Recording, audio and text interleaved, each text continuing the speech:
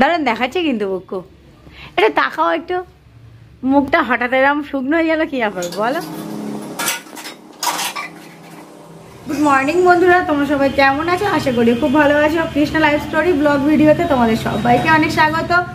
তো অন্যদিন যেমন রান্নাবান্না দিয়ে শুরু হয়, আজকে তেমন শুরু হলো খাওয়া দিয়ে। তো আজকে ভাবলাম ভিডিওটা খাওয়া দাওয়া দিয়েই শুরু করা যাক। তো এদিকে এখন দেখলেই তোমরা খেতে বসেছি পান্তা ভাত। তো আজকে আমার পান্তা ভাত খেতে ইচ্ছে করলো, আর খানিকটা পান্তা ভাত ছিল, ভাবলাম একেবারে খেয়ে নিই। তো এদিকে এই যে ভাতটা মাখিয়ে নিলাম, আর এই যে লেবু পেঁয়াজ, আর এদিকে আছে বেগুন ভাজা, মাছ ভাজা, আর হচ্ছে শিম আলু ভাজা। তো আজকে নিয়ে বসলাম পান্তা ভাত। অনেকদিন পরে পান্তা ভাত খেলাম। সত্যি পান্তা ভাত খাওয়ার মজাটাই আলাদা।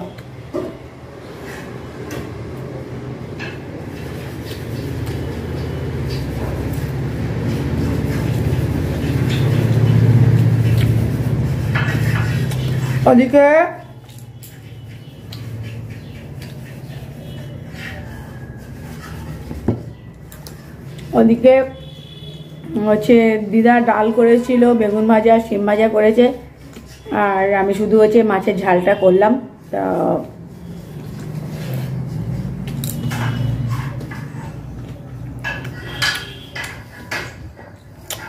রান্না আমাদের হয়ে গেছে দুপুর সকাল পর্যন্ত, আর রান্নাঘরটা এখনো পরিষ্কার করা হয়নি।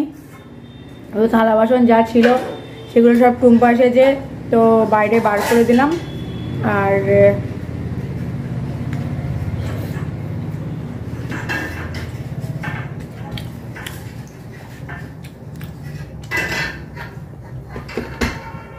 এবারে খাওয়া দাওয়া করে তারপর আমি এখন রান্নাঘরটা একটু গ্যাস ট্যাসগুলো একটু এই ওভেন টোভেনগুলো একটুখানি মুছে নেবো।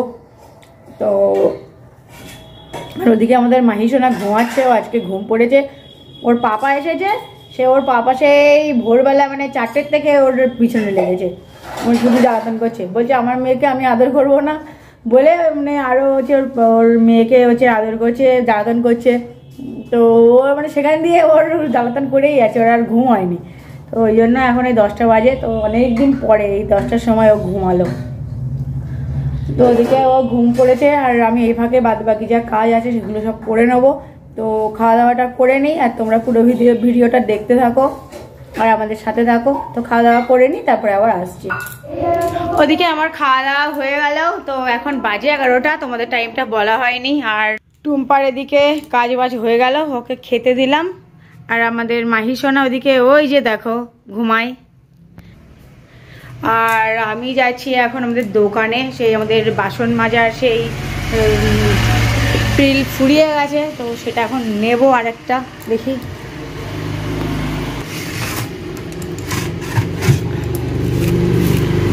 এটা না আমাদের বড়টা লাগবে।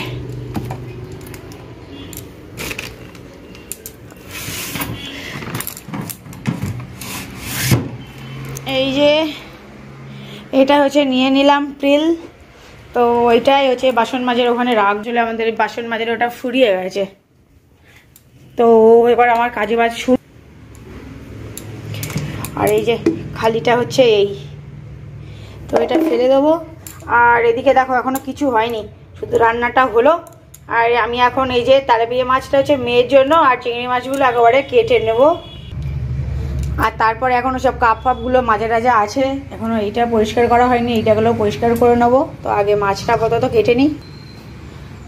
তো মাছ কাটবো হচ্ছে বাইরে, এই জায়গাটায় কাটবো।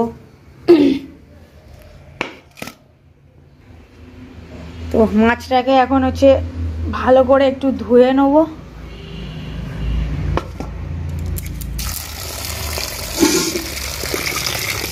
আর এই তেলাপিয়া মাছটা হচ্ছে মেয়ের জন্য, ওই জন্য এখানটায় থাক।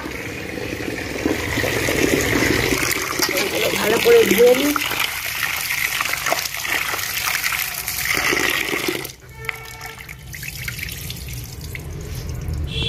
এই যে চিংড়ি মাছটা হচ্ছে ভালো করে ধুয়ে নিয়ে এলাম। এবার মাছগুলো একে একে কেটে নেবো। চিংড়ি মাছগুলো এখন ভালো করে কেটে নেবো, তারপরে একে একে কাজ করে নেবো। আর মেয়ে ওদিকে ঘুমাচ্ছে, তো প্রায় ঘন্টাখানি হয়ে গেল ও ঘুমাচ্ছে। তো কখন আবার ঘুম দিয়ে উঠে যায় মাছ কাটতে কাটতে, কী কী করে দেখা যাক। মাছ তো কাটতে লাগে, উঠলে আবার দৌড়াবো। মাছটা সেদিকে আমার কুটে ধুয়ে নিলাম, আর ওদিকে ওই জায়গাগুলো ওই যেখানে মাছ ধুলাম ওগুলো সব পরিষ্কার করে নিলাম। আর বটি টটিগুলো ধুয়ে একেবারে রেখে দিলাম। তো ওদিকে থালা টালাগুলো, থালা না, ওদিকে একেবারে এটেগুলো ওই বটি টটিগুলো সব ধুয়ে জায়গায় রেখে দিলাম। আর যে মাছটা কেটেছিলাম সেই মাছগুলো একেবারে ধুয়ে নিয়েছি, তোমরা তো দেখলেই। আর ওদিকে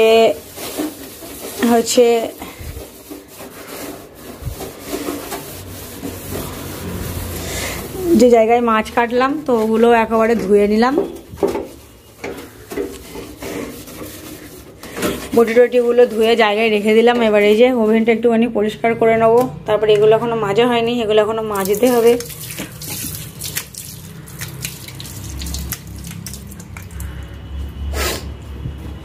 এটা আমাদের গ্যাস মোছা কাপড়, তো এটা দিয়ে আমরা গ্যাস মুছি।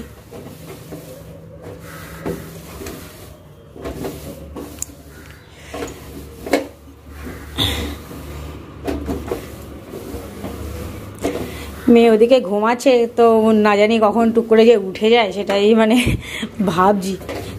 তো ও উঠে গেলে ওকে তো খাওয়াতে হবে, তার জন্য তাড়াতাড়ি করছি। দেখি ওকে এই তেলাপিয়া মাছটা এখন একেবারে ভেজে নেবো, তাহলে ও উঠে গেলে তাহলে মাছটা খাওয়াতে পারবো।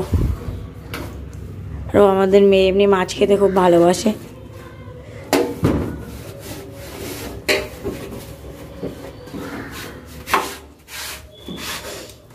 এটা বাইরে ফেলে দিতে হবে, আপাতত এখানে থাক।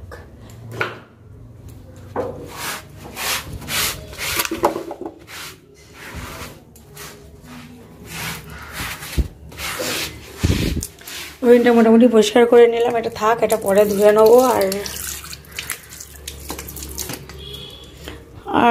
এই যে বাড়ি থেকে এইগুলো নিয়ে এলাম, টুম্পাকে দিয়েছিলাম মাছ দিয়ে, ও মেজে টেজে দিয়ে খেয়ে দিয়ে চলে গেল। আর আমি আগে এদিকে মাছটা ভেজে নেবো, নাহলে মেয়ে উঠে গেলে ওকে আবার খাওয়াতে হবে।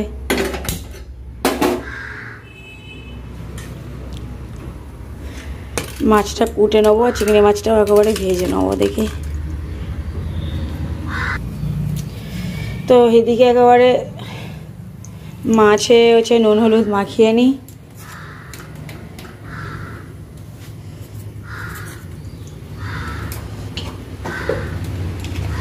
আর এদিকে কড়াইটা তো গরম করতে বসালাম। চিংড়ি মাছটা আর এই তেলাপিয়া মাছটা একেবারে ভেজে নেবো।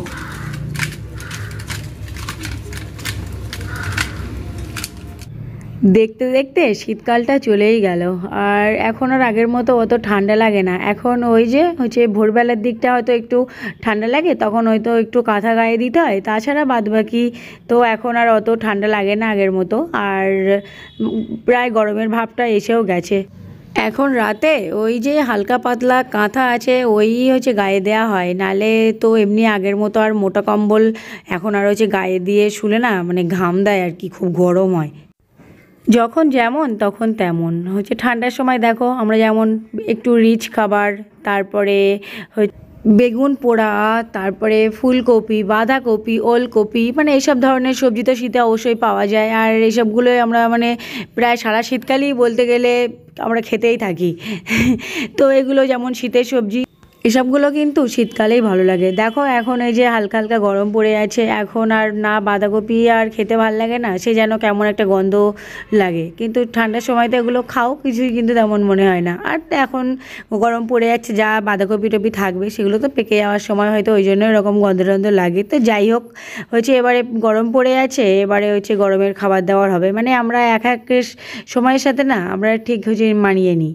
তো এবারে গরম পড়ে আছে যেমন, এবারে হচ্ছে তোমার খাওয়া হবে কি তেতো জাতীয় জিনিস, উচ্ছে, নিম পাতা, মানে এইসব ধরনের জিনিস, তারপরে কলা, পটল, এইসব দিয়ে হচ্ছে হালকা পাতলা হচ্ছে ঝোল হবে, আর সাথে একটু মাছ। তো এইসব দিয়ে মাছ দিয়ে একটু হালকা পাতলা ঝোল, আর একটু টক টক জাতীয় কোনো জিনিস।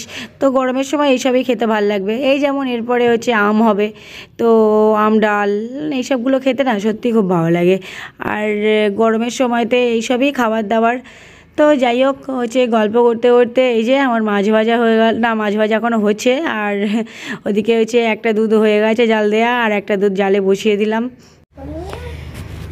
এদিকে আমাদের মাহি সোনা উঠে গেছে, তো আমাদের মাহি সোনার জন্য এখন এই যে মাছ নিয়ে এলাম, এখন মাছ ভাজা খাবে। মাছ ভাজা কে খাবে সোনা? কাঁটা বলে বাবা, কাঁটা তো বলে আমি দেবো না, কাঁটা তো তুমি হাত দিও না, তুমি হাত দিও না, আমি খাই দিচ্ছি। দাঁড়াও দেবো গালা, মাছে তো কাঁটা তো মায়ের জন্য মাম খাই। সোনা মাম ভাও ভাও। আমাদের মায়ের সোনার একটু সর্দি সর্দি করেছে, নাক মুছে মুছে এই নাকের এখানটা খেয়ে নাও, এখানটা কেমন সেই মানে মানে নাক মুছে মুছে কেমন একটা দাগ দাগ হয়ে গেছে এইগুলো।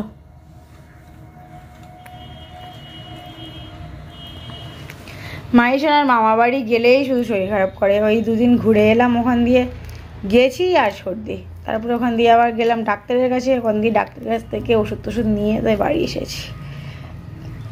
ওখানে মানে আমার যাওয়ার মতো নেই, গেলেই মেয়ে শরীর খারাপ করবে। আগে তাও মাসে হচ্ছে 4 বার যেতাম, সেখানে মেয়ে শরীর খারাপ হয় বলে মাসে এখন 1 বার যাই। তাও গেছি, তাও মেয়ে শরীর খারাপ করছে। ওলিয়ে বাবালি, মনে হয় যে না এখন আর যাবো না, যাবো না বলে খানিক দিন থাকতে পারি, যাবো না। তো আবার মাসখানি হয়ে গেলে তখন আবার মনে হয় যে না না আর হচ্ছে না, একটু যেতেই হবে, একটু না ঘুরে এলে আর হবে না। তো তাই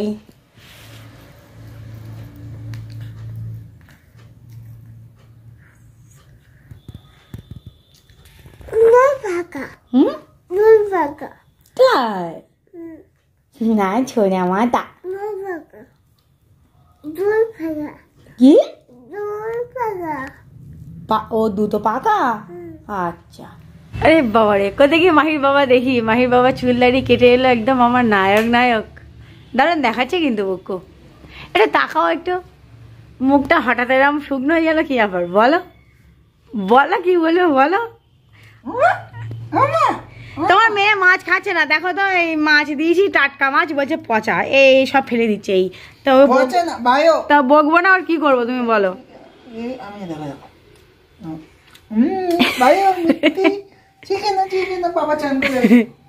পুকু আর একবার দেখি, পুকু পুকু আর একবার দেখি, সুন্দর পুকু আর একবার দেখি, পুকু পুকু পুকু। মায়ের সাথে পাপা আসছে না, আমি খাচ্ছিল না বলে একটুখানি বকছিলাম, তাই ওর বাবা আমাকে এসে খানি ঝাড় দিল। যাই হোক বেশ চুল টুল কেটে নায়ক নায়ক দেখাচ্ছে। এমনিতে তো আমার হিরো হিরো সব ভালো, মেয়ের বকলে হবে না, বলে আমার মেয়ে তুমি কেন বকবো।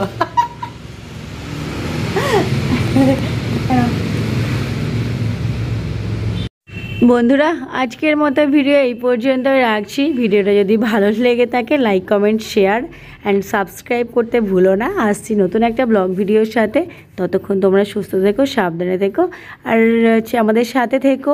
টাটা, আজকের মতো বাই, দেখা হচ্ছে আবার কালকে নেক্সট ব্লগে।